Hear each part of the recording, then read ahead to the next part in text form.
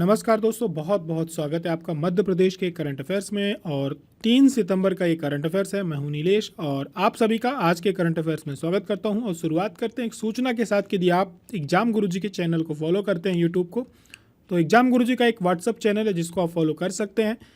इसकी लिंक पाने के लिए आप सभी को नीचे दिए गए नंबर पर कुछ नहीं करना, व्हाट्सअप करना है। व्हाट्सअप लिंक में लिख देना है चैनल लिंक, आपके पास रिप्लाई आ जाएगा, चैनल की लिंक आ जाएगी। यहाँ पे आपको डेली करंट अफेयर्स हो, हमारे बहुत सारे कंटेंट यहाँ पे लगातार अपडेट्स किए जा रहे हैं। आपको प्री और मेंस दोनों बहुत सारे क्वेश्चंस की भी प्रैक्टिस कराई जा रही है। इसमें एक बहुत अच्छी हम सीरीज चालू करने वाले, जैसे इसमें 1000+ हमारे फॉलोअर्स हो जाएंगे, उसके बाद एक बेहतरीन सीरीज हम 2025 प्री को लेकर के टारगेट कर रहे हैं, वो स्टार्ट करेंगे क्वेश्चन बैंक की। और आपको बहुत मज़ा आएगा, उसमें सोल्यूशंस भी मिलेंगे और बहुत कुछ इसमें हम नया करने वाले हैं। सारथी प्रोग्राम है हमारा, मेंटरशिप प्रोग्राम है 15 मंथ का, जिसमें आपके प्री मेंस और इंटरव्यू तीनों की तैयारी कराई जाती है। नोट्स भी इसके साथ दिए जाएंगे। अभी हाल फिलहाल इसमें हम PDF फॉर्मेट पे नोट्स देना प्रारंभ कर रहे हैं। जैसे ही हमारे सारे नोट्स कंप्लीट हो जाते हैं मुख्य परीक्षा के, तो वो भी उपलब्ध करा दिए जाएंगे। आगे की तरफ बढ़ेंगे और शुरुआत करेंगे पिछले दिनों के रिवीजन के साथ। जो हमारा पिछले दिनों हमने करंट अफेयर्स देखा है उसको, तो अवनी लखेरा है, इन्होंने पेरिस ओलंपिक में स्वर्ण पदक जीता है और इन्होंने 10 मीटर की जो एयर राइफल स्टाइडिंग यानी शूटिंग प्रतिस्पर्धा होती है उसमें जीता, शूटिंग कंपटीशन में। बात करी जाए अगले प्रश्न की, तो solar energy corporation of India को अभी हाल ही में क्या हुआ है, 2011 में इसकी स्थापना हुई थी। इसको दिया गया है नवरत्न का दर्जा। ग्लोबल फिनटेक फेस्टिवल 2024 का आयोजन कहाँ किया गया था, तो इसका मुंबई में किया गया है। पहली बार मध्य प्रदेश उत्सव का आयोजन वृहद स्तर पे जो किया जा रहा है वो दिल्ली में किया जा रहा है। अभी आप में से किसी का कमेंट आया था कि पहली बार नहीं हो रहा है। मध्य प्रदेश उत्सव का आयोजन एक दिन का होता था, ये पहली बार है कि एक लगातार 7 से 8 दिन का फेस्टिवल है, जिसमें भी मैहर बैंड की भी प्रस्तुति की गई थी। तो एक वृहद स्तर पर पहली बार ऐसा हो रहा है। पेरिस पैरा ओलंपिक 2024 में खेल एकेडमी की हमारी शूटिंग खिलाड़ी कुमारी रवीना फ्रांसिस, इन्होंने कौन सा पदक जीता है, कांस्य पदक जीता है। जबलपुर की रहने वाली हैं, लगातार ये जो वैश्विक प्रतिस्पर्धाएं हैं, कंपटीशन है, उसमें पदक जीत रही हैं। साक्षरता सप्ताह मनाया जाएगा 1 सितंबर को। शुरुआत करेंगे आज के पहले प्रश्न की सैफ अंडर-20 चैंपियनशिप फुटबॉल टूर्नामेंट के साथ। तो सैफ चैंपियनशिप किस पे होती है, फुटबॉल पे होती है। फुटबॉल का टूर्नामेंट है। इसकी जो शुरुआत की गई थी वर्ष 2015 यानी 2015 से की गई थी। बांग्लादेश इसका विजयी रहा है और बांग्लादेश लगातार खबरों में है। बांग्लादेश ने सैफ अंडर-20 चैंपियनशिप फुटबॉल जीती है। हालांकि इसके पहले यदि आप बात करोगे तो भारत भी पिछले वर्ष का जो चैंपियनशिप थी वो भारत ने जीता था। अभी हाल ही में इसने नेपाल को हराया है और इसका जो आयोजन किया गया था ये नेपाल में किया गया था और इसमें फाइनल में भी नेपाल और बांग्लादेश के बीच में हुआ था। सैफ में श्रीलंका, भारत, मालदीव, भूटान, नेपाल और बांग्लादेश, इन जो टीमें हैं यहाँ की, इन्होंने भाग लिया था। और ये जो दक्षिण एशियाई फुटबॉल महासंघ है इसके द्वारा इसका आयोजन किया गया था और ये वर्ष 2015 से इसकी शुरुआत की गई थी। पहली बार जब इसकी शुरुआत की गई थी तो ये नेपाल में आयोजित किया गया था। भारत 19, 22 और 23 में इस चैंपियनशिप को फुटबॉल के क्षेत्र में जीत चुका है। क्रिकेट का याद रहता है, फुटबॉल का ध्यान रखना थोड़ा सा कठिन है। बात होगी सी बॉक्स पोर्टल की। देखिए, इस टाइप्स के जो भी टर्म्स आते हैं या कुछ कीवर्ड्स आते हैं, इनको आप सभी लोग एक जगह लिख लिया करें क्योंकि पेपर में अक्सर ऐसे पूछे जा सकते हैं। तो सी बॉक्स पोर्टल है, इसकी शुरुआत की गई है। बहुत यूनिक क्वेश्चन है, बहुत अच्छा क्वेश्चन है। आने वाले समय में टकरा जाएगा तो इसमें आपको आश्चर्य नहीं रखना। ये क्या है, ये कार्यस्थल पे यानी जो वर्किंग प्लेस होते हैं, ऑफिसेज होते हैं, वहाँ पे महिलाओं को सुरक्षित रखने के लिए सरकार के द्वारा इसकी शुरुआत की गई है। अभी हाल ही में क्या हुआ कि जो महिला बाल विकास मंत्रालय, इन्होंने इसकी शुरुआत करी महिला बाल विकास मंत्रालय के द्वारा।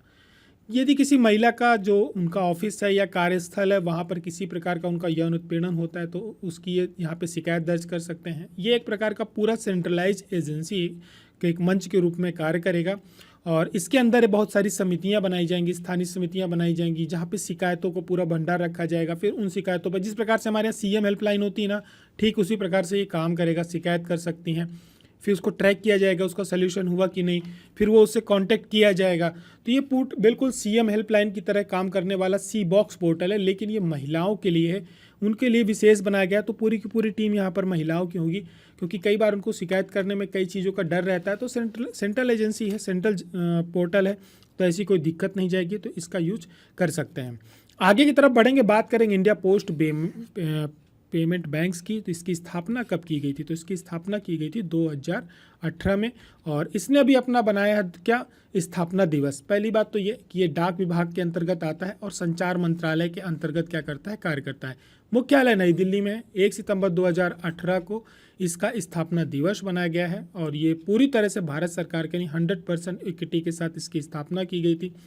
पोस्ट पेमेंट बैंक, अब हमारे यहाँ पहले से सुकन्या समृद्धि योजना है, बहुत सारी योजनाएं पोस्ट पेमेंट बैंक की चलती हैं। इनकी ड्राफ्टिंग वाली भी चलती है, ड्राफ्ट वगैरह करने के लिए भी चलती है। वर्तमान में बात करो तो 13 भाषाओं में इसमें बैंकिंग इस पर की जा रही है। तो स्थापना दिवस मनाया 2018 में इसकी शुरुआत हुई थी, ध्यान में रखेंगे। बात करेंगे आज के सबसे अच्छे प्रश्न की, वो ये है, बहुत दिनों बाद भारत सरकार का जो ताज़ा अभी आंकड़े आए हैं कृषि से संबंधित, उसमें हमारा जो प्रदेश है सोया स्टेट के नाम से जाना जाता था पहले, लेकिन बीच में ये पीछे रह गया था। तो अब इसको फिर से सोया स्टेट का दर्जा दिया जा चुका है, और पूरे देश के उत्पादन में जो नए आंकड़े जारी किए गए हैं, देश के कुल सोयाबीन के उत्पादन में मध्य प्रदेश का जो योगदान है 41.92% है। ठीक है, आंकड़े आप देखेंगे तो आपको समझ में आएगा कि मध्य प्रदेश, अभी आप पूरे प्रॉपर आंकड़े देखेंगे तो हमारे यहाँ क्या हुआ था कि जो क्षेत्रफल है ना, जो बुवाई होती थी वो सर्वाधिक क्षेत्रफल पे होती थी, लेकिन उत्पादन कम हो रहा था। महाराष्ट्र इसके पहले नंबर पे चल रहा था। तो अभी जो इंडियन गवर्नमेंट है इसने आंकड़े जारी किए हैं, तो मध्य प्रदेश में लगभग 5.47 मिलियन टन सोयाबीन का उत्पादन हुआ है। इसके साथ मध्य प्रदेश पहले नंबर पे आ गया है। और बात करी जाए पूरे देश के कुल उत्पादन की, तो मध्य प्रदेश का 41.92% का योगदान है। वहीं पर महाराष्ट्र थोड़ा सा पीछे हो गया, 5.23 मिलियन टन का उत्पादन हुआ है। और देश के पूरे उसमें यदि बात करी जाए योगदान, तो 40.1% है, यानी 40% के लगभग है। मध्य प्रदेश थोड़ा सा और बढ़ जाता तो 42% हो जाता। 2% का अंतर है। पिछली बार भी इतना ही अंतर था जब एमपी पीछे था। तीसरे नंबर पे राजस्थान आता है, जहाँ पे काफ़ी कम उत्पादन होता है, 1.17 मिलियन टन होता है, और योगदान 8.96 है। 2022-23 की अपेक्षा हमारे 2023-24 में क्या हुआ है कि हमारे यहाँ रकबा बढ़ाया गया है। पहले 5975 हज़ार हेक्टेयर में हमारे यहाँ क्या होता था, बुआई होती थी, उसकी खेती होती थी। इस बार 6679 हज़ार हेक्टेयर में इसका क्या हो रहा है, खेती की जा रही है। इस वजह से उत्पादन बढ़ गया है। तो सोयाबीन का जब क्षेत्रफल बढ़ाया गया है तो उत्पादन भी बढ़ गया है, और मध्य प्रदेश इसके साथ पहले नंबर पे आ गया। तो आने वाले समय में आपसे प्रश्न पूछा जा सकता है। बात होगी IATO के राष्ट्रीय सम्मेलन की, तो इसका आयोजन कहाँ किया गया है? तो इसका जो आयोजन किया गया है भोपाल में किया गया है।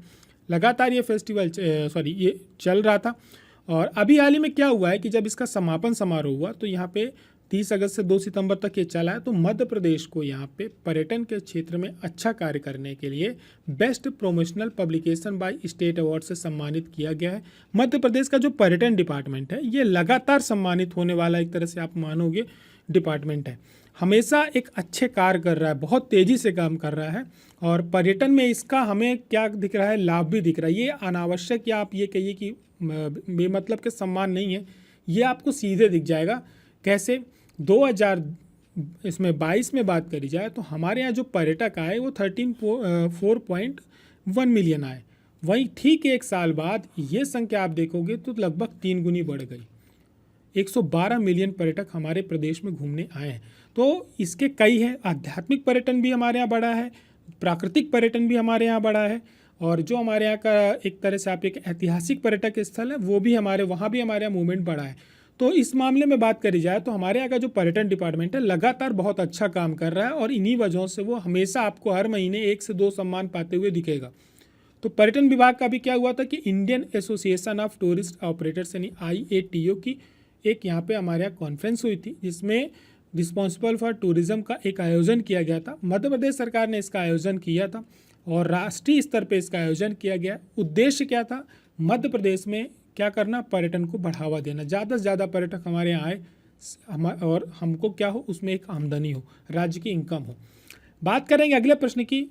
फिर से आ गया, हाल ही में इको जंगल कैंप कठोतिया को क्या दिया गया, सम्मानित किया गया। ये किसके द्वारा किया गया? ये ICRT इंडिया के द्वारा सम्मानित किया गया, और ये भी पर्यटन के क्षेत्र में है, और ये बहुत बड़ा सम्मान है।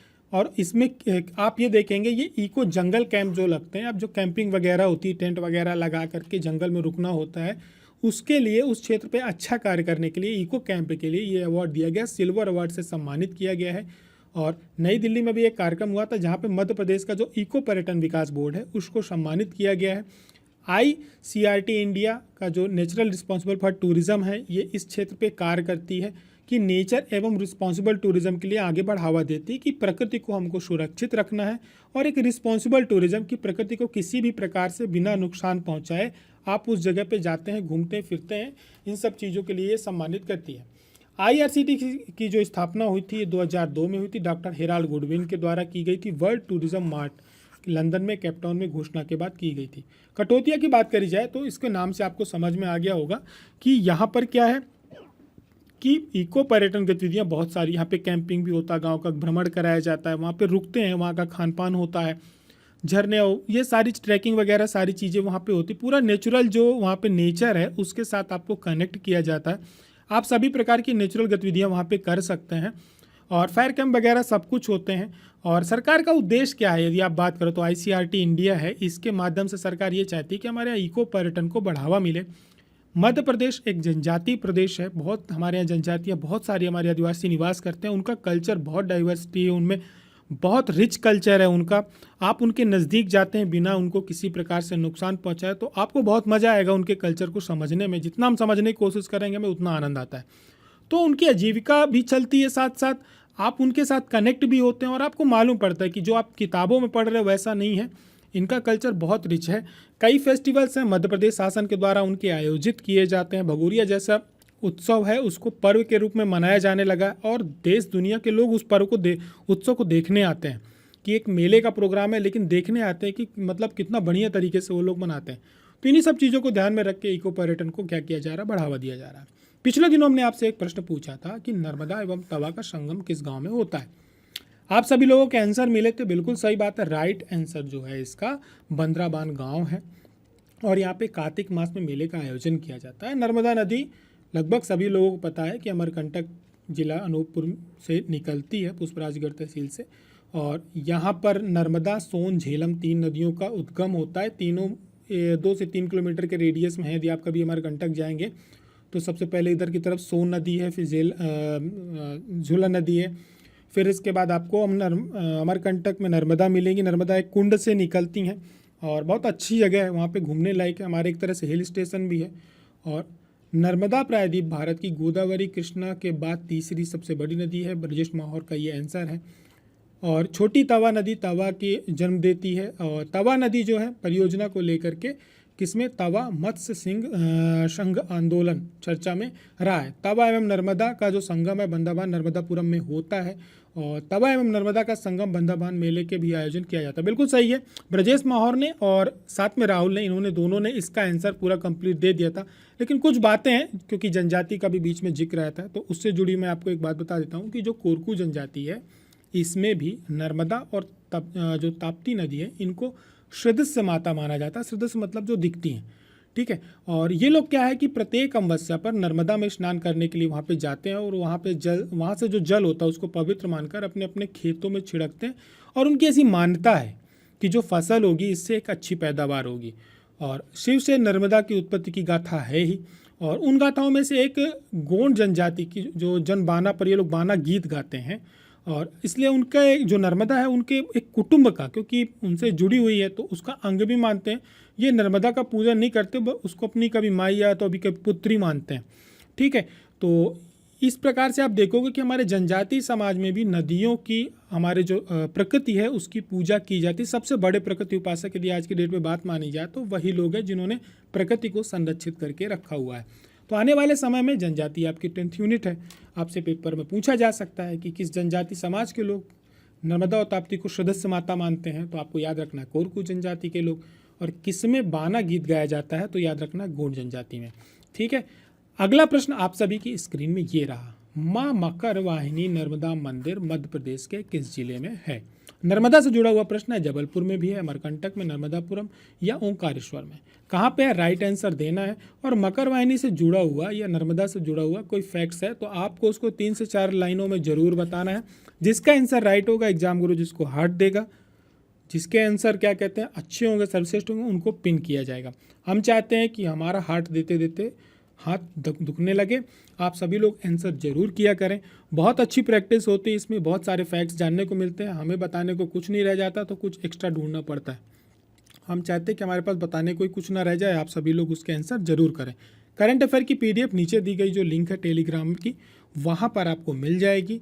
और एग्जाम गुरुजी के करंट अफेयर्स को आपको सपोर्ट करना है, शेयर जरूर करना है, पूरी रिस्पॉन्सिबिलिटी के साथ करना है। और हमारी और आपकी मुलाकात अगले करंट अफेयर्स में होगी। तब तक अपनी पढ़ाई को बहुत ज़ोरों से चालू करके रखना है। समय जा रहा है और फिर हमारी मुलाकात होगी। जय हिंद, जय भारत।